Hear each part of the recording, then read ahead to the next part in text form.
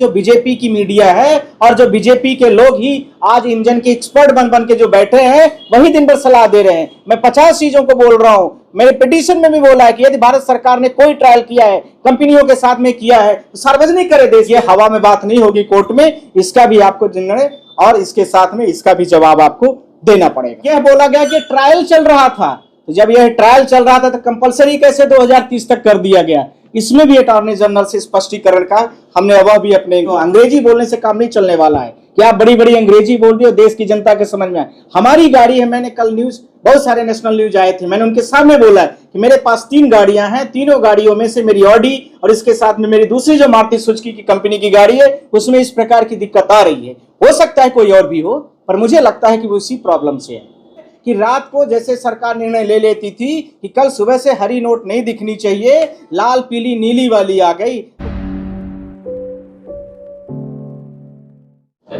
भारत सरकार E20 को लेकर के जिस प्रकार से इथेनॉल 20 की एक कल्पना भारत देश की जनता के ऊपर थोपना चाहती है, जिस प्रकार से भारत सरकार बिना किसी टेस्टिंग के, बिना भारत देश में ऑटोमोबाइल के जितनी 10 से 15 कंपनियां हैं, देश की हो या विदेश की हो, मारुति सुजुकी हो या हुंडई हो या ऑडी हो या कोई भी बड़ी बड़ी कंपनियां हैं जो पेट्रोल की मैन्युफैक्चरिंग करती हैं, 2 व्हीलर हो या 4 व्हीलर हो, चाहे हीरो होंडा हो या उसके साथ में टीवीएस हो या कोई अन्य प्रकार की बुलेट जैसी बड़ी या छोटी गाड़ियां हो।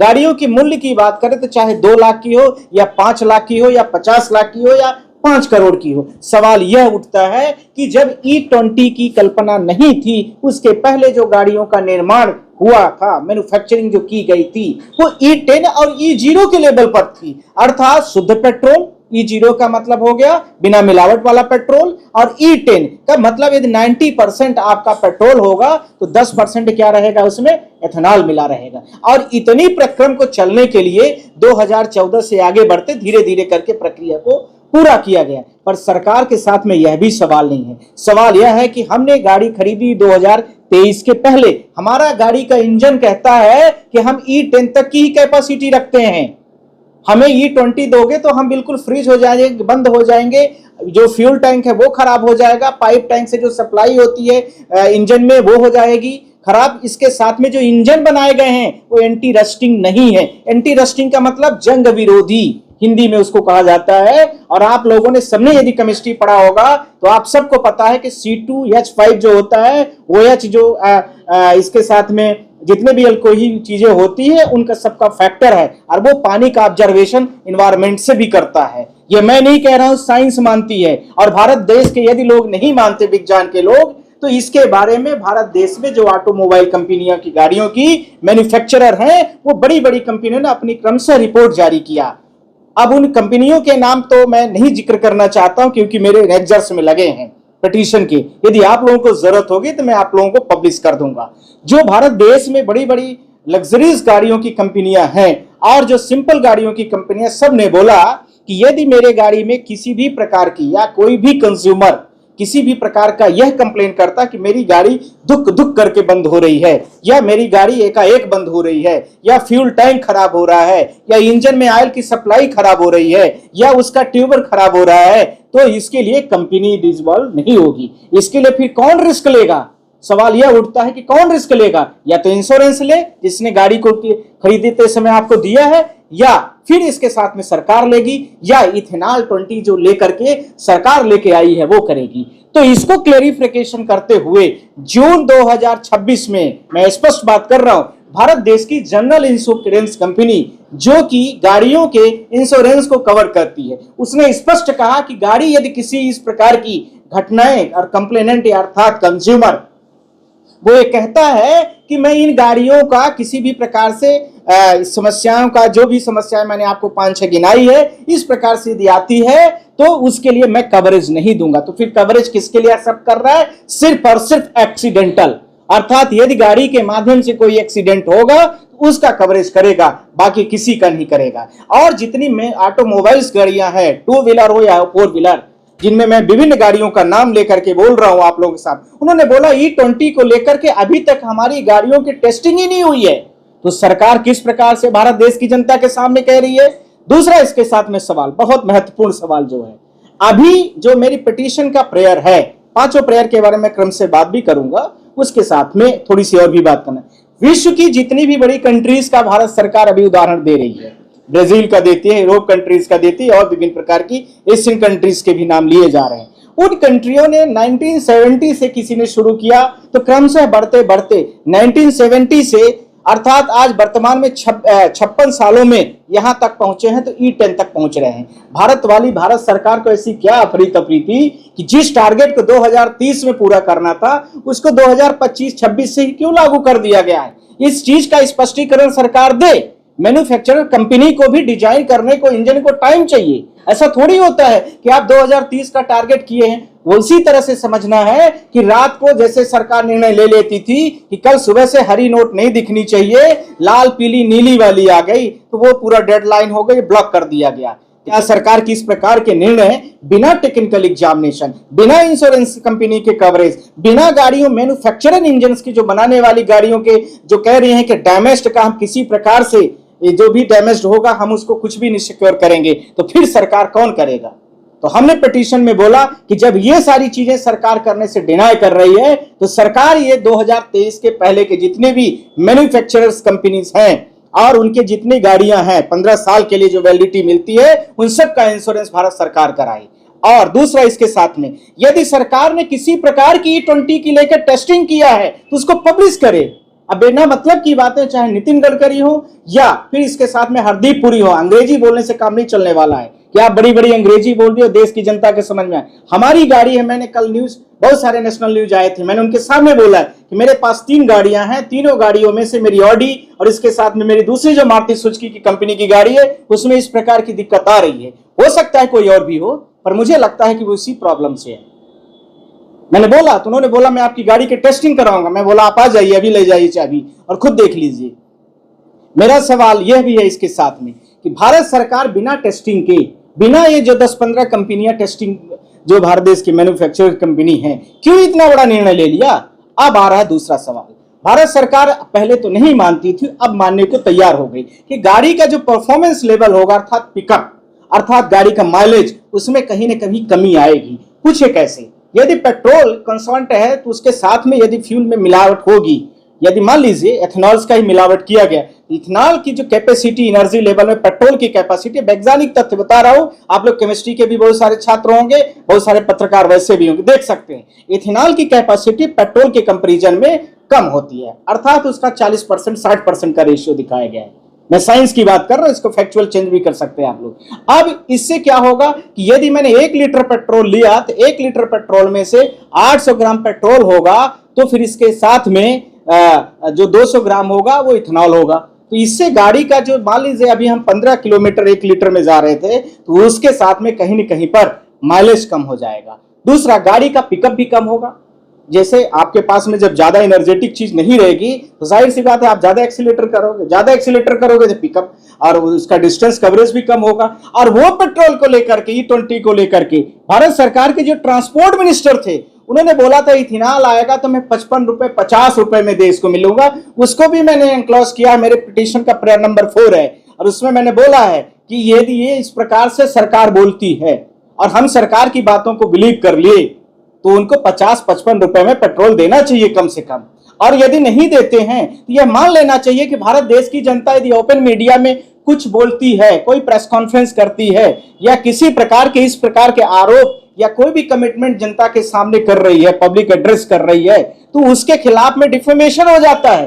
तो फिर भारत देश की इतने बड़े जवाबदेही पदों में बैठे वाले व्यक्तियों से क्या कल्पना करनी चाहिए इस देश की जनता को कि क्या ये बोल रहे हैं वह सही होगा कि जो बोल के नहीं कर रहे हैं वह सही होगा। किस बात पे आदमी सही माने और किस बात पर यह गलत माने।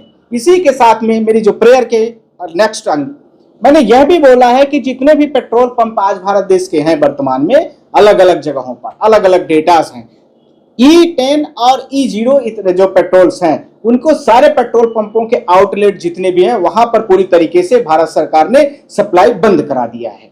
जबकि कंज्यूमर का एक्ट कहता है कि भारत देश में या किसी भी विश्व की मार्केट में पब्लिक के पास में, कंज्यूमर के पास में कंपिटिटिव चीजें अवेलेबल होना चाहिए, न कि सरकार बंद कराए। पेट्रोल को, फ्यूल को बेचने वाली भारत देश में 3 ही 4 कंपनियां हैं, Bharat petroleum, Hindustan petroleum, Indian oil और ये जियो वगैरह कुछ कंपनियां आ गई हैं। ये 4 बड़े कंपनियां हैं। इन कंपनियों को जितने प्रोडक्ट की अवेलेबिलिटी है उसको दिखाना चाहिए मार्केट में। अब ये व्यक्ति के पास डिपेंड करेगा कि वो E20 वाला पेट्रोल ले कि E10 वाला ले कि E0 वाला ले। ये हमें दो तो ऑप्शन तो दो। हमें जरूरत होगी तो अपने गाड़ी को इंजन को डिस्ट्रॉय कराएंगे, हमें जरूरत होगी तो अपने गाड़ी को E10 वाला लेंगे, हमें जरूरत होगी तो E0 वाला हम लेंगे अर्थात शुद्ध पेट्रोल लेंगे।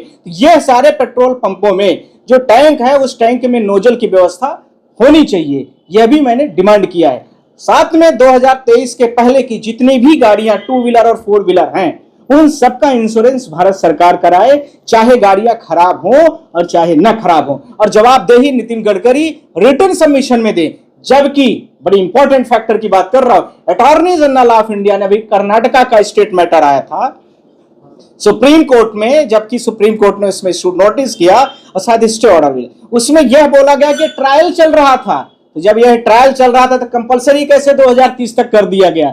इसमें भी अटॉर्नी जनरल से स्पष्टीकरण का हमने अब भी अपने क्लॉज में मांगा है। तो ये सारे चीजों को लेकर के भारत सरकार वर्तमान में जो E20 को लेकर के ऑप्शन लाई है वो जनता के बिल्कुल हित में नहीं है। कंपनियां जहां जवाब दे रही हैं, जो मैन्युफैक्चरर हैं, वहीं पर इंश्योरेंस कवर करने वाली कंपनियां भी इंश्योरेंस से अपने आप को अलग कर चुकी हैं। साथ में भारत सरकार भी इस बात को मानने को अब तैयार है कि इससे इंजन की कहीं न कहीं पर जो कैपेसिटी है, इंजन का जो माइलेज है वह 6 से 10% के जो भी है डेटा वो आप लोग देख सकते हैं वो कम है। पर इसके साथ में जो भारत देश का ऑटोमोबाइल्स का एसोसिएशन है उसने परसों हमारे पास व्यक्तिगत एक रिपोर्ट जारी की है, भेजा है, और वो अभी पब्लिश नहीं हुई है, इसलिए मैं बहुत डिस्क्लोज नहीं करना चाहता। पर उन्होंने 8 पन्ने का जो रिपोर्ट मुझे भेजा है उसने बोला है कि सर एक नहीं, गाड़ी के विभिन्न पार्ट्स खराब होंगे। और उसको भी मैं भारत सरकार से और इसके साथ में सुप्रीम कोर्ट से बोला हूं कि जितने भारत देश के ऑटोमोबाइल कंपनी भारत सरकार के अंडर में दबाव में आकर के प्रेस कॉन्फ्रेंस किए हैं, आपके साथ में बैठ के बोले हैं, उन सब से मैं कोर्ट के माध्यम से रिक्वेस्ट किया हूं कि वो बताएं कि कितनी कैपेसिटी को झेल सकते हैं इंजन। 2023 के पहले वाले जितने भी इंजन है मैंने मैन्युफैक्चर 2 व्हीलर के चाहे 4 व्हीलर के हों, वो कितने कैपेसिटी तक 10% का माइलेज चेक कर, मतलब इथेनॉल की कैपेसिटी है कि 20% की है। 2023 के पहले के सारी गाड़ी मैन्युफैक्चरर ऑटोमोबाइल कंपनियां पूरे देश की जनता को बताएं, और इसके साथ चाहे 2 व्हीलर हो चाहे 4 व्हीलर हो, तब स्पष्ट होगा कि भारत सरकार की जनता क्या चाहती है। हमारी गाड़ी बड़ी कंपेटेंट है, हमारी गाड़ी बड़ी अच्छी है, हमने मान लिया आपकी कंपेटेंट है, पर कंपेटेंट कितने % की है ये हवा में बात नहीं होगी कोर्ट में, इसका भी आपको जानना और इसके साथ में इसका भी जवाब आपको देना पड़ेगा। नितिन गडकरी, भारत देश में जितने भी शोरूम हैं, जितने भी भारत देश की वर्कशॉप हैं, वहां पर चले जाइए, लाइन लगी खड़ी है, उनको कहीं कोई ले जाने की जरूरत नहीं है। और किसी भी व्यक्ति पर, भारत देश के लोगों पर दबाव न बनाएं। और उनको कोई भी नहीं मिलता है तो मेरी गाड़ी लेके जाएं, मारुति सुजुकी की खड़ी है, किस कारण से मुझे नहीं पता, पर वो चलते चलते धक धक करती है। ये मैं ऑफिशियली बोल रहा हूं और अभी भी बोल रहा हूं, जो E20 का लक्षण है, मैं इसलिए बनवाया भी नहीं। ले जाए उसको ठीक करा के लाए और उसके देख भी ले क्या इश्यूज है। और इसके साथ में बहुतायत उदाहरण चाहिए तो भारत देश की विभिन्न गैरेज जितने भी हैं, आप देखिए चले जाइए आउटलेट्स में, वहां खड़ी हैं गाड़ियां, इनको कंप्लेन मिल जाएंगी पर्याप्त जी। और कुछ सुप्रीम कोर्ट फायदा होगा इससे, लेकिन क्या सरकार का कहना है कि किसानों के फायदे के लिए इथेनॉल ब्लेंडिंग का काम शुरू किया गया था, किसानों को फायदा होगा, प्रदूषण से राहत मिलेगी, कितने फायदे हैं। और जो डिपेंडेंसी है हमारी पेट्रोलियम पर वो बहुत हद तक कम हो जाएगी। यह बात में कहीं कोई शक नहीं है कि पेट्रोलियम में डिपेंडेंसी कब नहीं होगी, मैंने इस बात को नहीं डिनाई किया। पर जो टारगेट आप 2030 का रखे थे, 2030 के बाद जब गाड़ियां आती तो कंपेटेंट हो जाती है 20 के खिलाफ फेवर में। अभी आपने जो ले आ दिया, तभी E10 वाली ही गाड़ी अवेलेबल है ना मार्केट में, आपने जल्दबाजी की, ये मेरा कहना है। आपको ये जो आपने जो भी चीजें कर रहे हैं आप बाद में लाते, कोई इशूज नहीं है। कोई भी प्लान, भारत देश में 5 तरह की प्लाने हैं, 1 year plan, 5 year plan, rolling plan, rolling मतलब 20 ईयर्स के आसपास जो होती है। इसके साथ में जो बहुत कई सारे दशक 50 साल की, यानी जैसे पॉपुलेशन कंट्रोल करना है, विभिन्न प्रकार की बीमारियां जो है देश में, तो उनको इस प्रकार की प्लानिंग होती है। इनकी प्लानिंग एक दिन की, इनकी प्लानिंग में ये कोई इकोनॉमी का कोई फैक्टर ही नहीं लेती है। इनकी प्लानिंग होती है कि सुबह है तो शाम को बंद करो, बात खत्म, देखा जाएगा जो होगा। ये एक कोई इकोनॉमी होती है।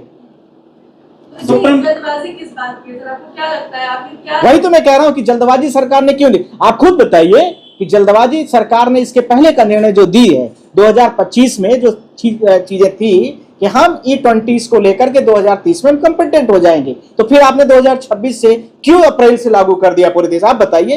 एकाएक कोई भी मैन्युफैक्चरर, मान लीजिए कोई गाड़ी बनाता है कंपनी, एकाएक कैसे बना देगा वो? उसको भी डिजाइन करने में टाइम चाहिए, उसको भी थोड़ा सा समय दो।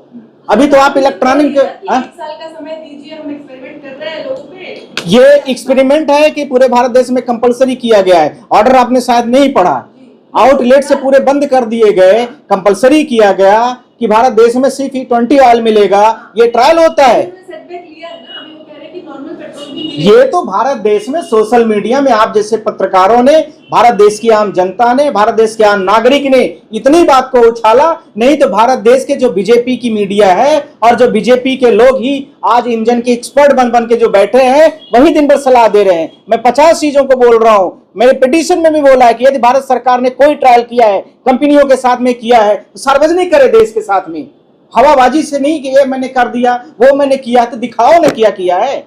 बात करने से थोड़ी कुछ होगा। तो कहा जा रहा है देश हित में ये जरूरी है। क्या देश हित में जरूरी है? क्या देश हित में ये जरूरी नहीं है? पूरे भारत देश की जनता की गाड़ियां खराब हो रही हैं, करोड़ों गाड़ियां हैं रजिस्टर्ड।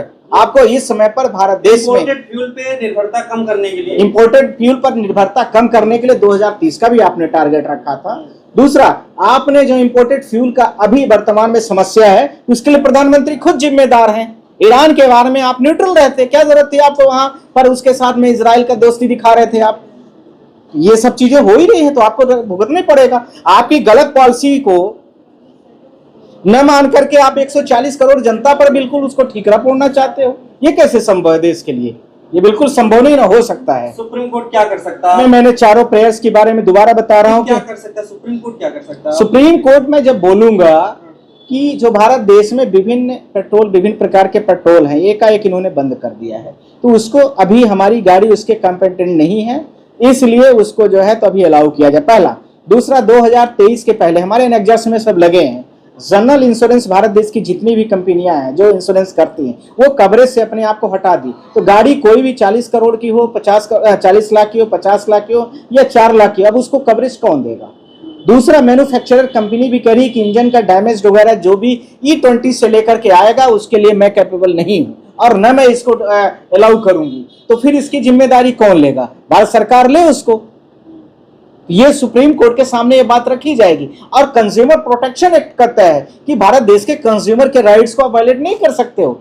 भारत सरकार हो गए तो इसका मतलब नहीं कि आप जो चाहो जनता के ऊपर लाके थोप दो। इसी के लिए सरकार के अगेंस्ट में कुछ भी मैटर आते सुप्रीम कोर्ट बैठी है। इसीलिए बैठी है कि नियम कानून की प्रक्रिया का पालन किया गया, नेचुरल जस्टिस दिया गया, कंज्यूमर की बातों को सुनी गई, कंज्यूमर के हित में निर्णय है या नहीं। उसमें जितनी कंपनियों के मैन्युफैक्चरर हैं इथेनॉल के, वो सब पूरा देश जानता है कौन बना रहा है, कौन व्यक्ति ऐसा है, उसके 2-3 बच्चे हैं, वही पूरे देश को रेगुलेट कर रहे हैं। और क्या है? 160 रुपए लीटर जो बताया जा रहा है कि अगर फ्यूल अलग से लगा देंगे तो 160 रुपए लीटर वो अभी तक 100 भारत देश से पेट्रोल की सप्लाई श्रीलंका में होती है, भारत देश से जाते हैं नेपाल में होती है, भारत देश से और नेबर कंट्रीज 7 भारत देश के नेबर कंट्री पूछ लो कितने रुपए जाता है। और जबकि भारत देश उससे पाइप की सप्लाई जो देता है उसका चार्ज भी लेता है।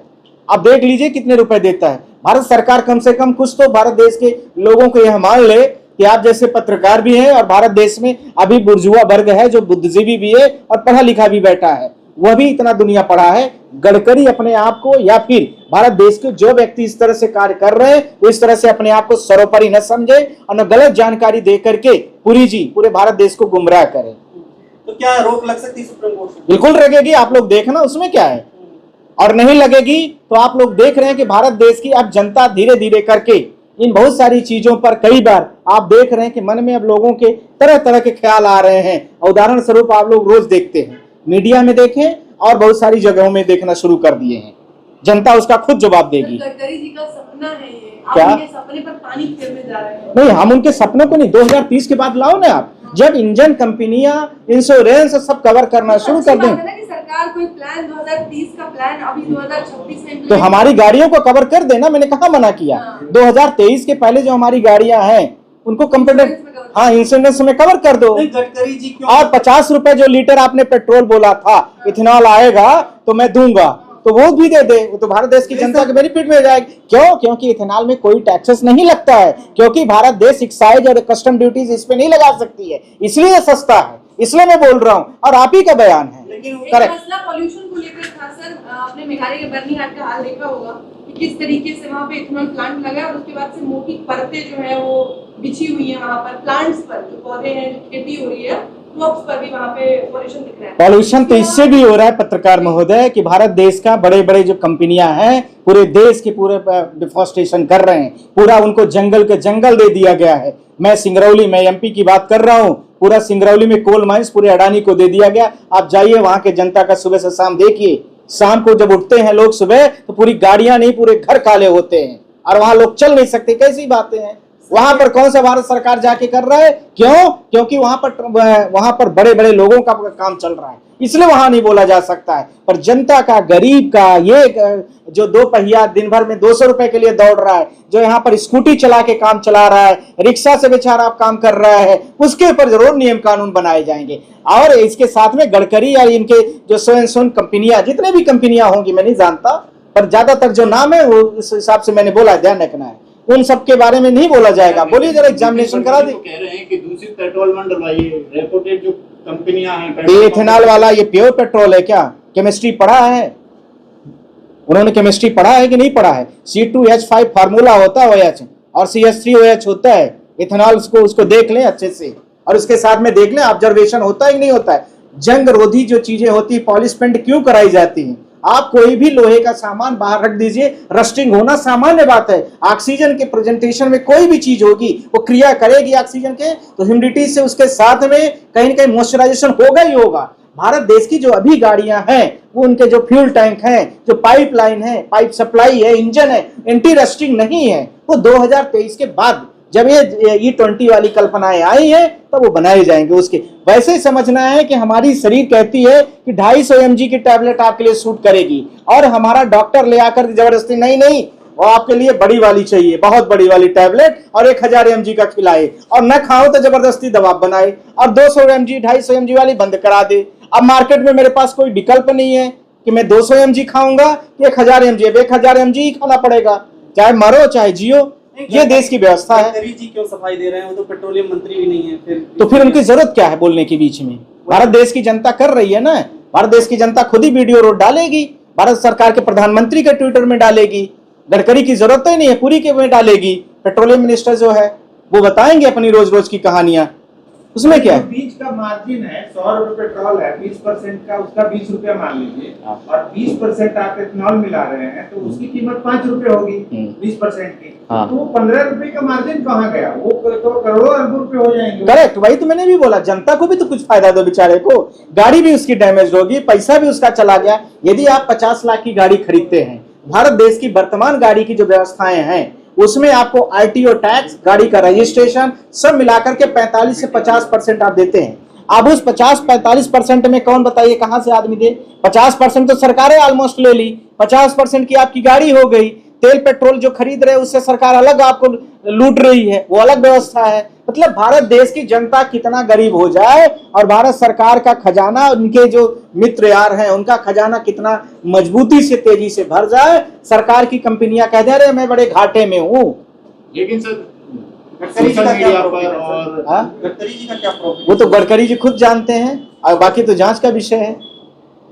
अब जनता क्या करे? आखिरी में आप क्या कहेंगे जनता? जनता के लिए मैं लड़ रहा हूं। मेरा काम है पिटीशन फाइल करके देश में आवाज उठाना। सरकारें नहीं मान रही हैं, कानूनी तरीके से मनवाना और बाकी चीजों को जनता खुद अपने जो उनका पोर्टल है उससे अपना कंप्लेन दर्ज कराएं, अपना वीडियो रखें अपने। लेकिन सर सोशल मीडिया में खबर चलाई जा रही है कि नितिन गडकरी के जो बेटे हैं उनकी कंपनी है इथेनॉल की, उन्हें फायदा पहुंचाने के लिए ये सब देखो क्या चलाया जा रहा है, ये तो गडकरी जानेंगे, वो जानेंगे। उसी के आधार पर तो मैंने भी बोला है कि सोशल मीडिया में जो कहा जा रहा है उसके आधार पर ये बातें हैं, या दोनों बोल रहा हूँ, या जो इथेनॉल कंपनीज को मतलब सप्लाई कर रहे हैं इथेनॉल स्पेल को, वो लोग रिस्पॉन्सिबल होंगे, उसमें क्या है। खबरों में बने रहने के लिए फोरम 4 को सब्सक्राइब करें और नोटिफिकेशन पाने के लिए बेल आइकन दबाएं।